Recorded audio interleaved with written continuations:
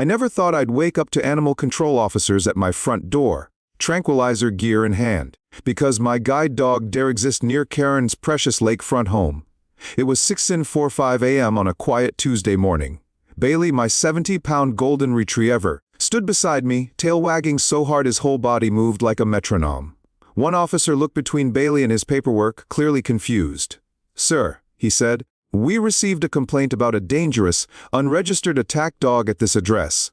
Bailey responded by dropping his tennis ball at the officer's feet, hoping for a game of fetch.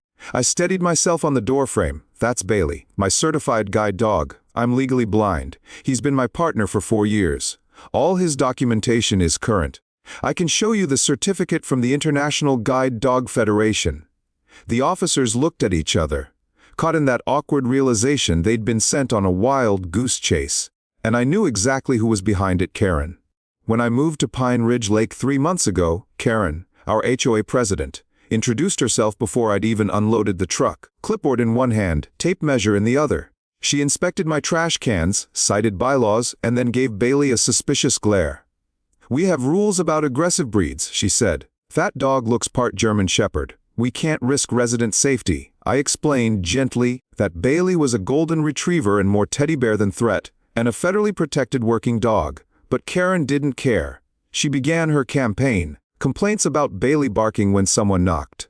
Accusations of leash violations, even though he wore his guide harness. She filed noise reports, code violations, even claimed his presence was lowering property values. She installed surveillance cameras aimed directly at my home. Then she presented HOA meetings with dramatic video montages, complete with spooky music of Bailey doing terrifying things like napping and wagging at butterflies. The final straw came with Animal Control's 3rd visit.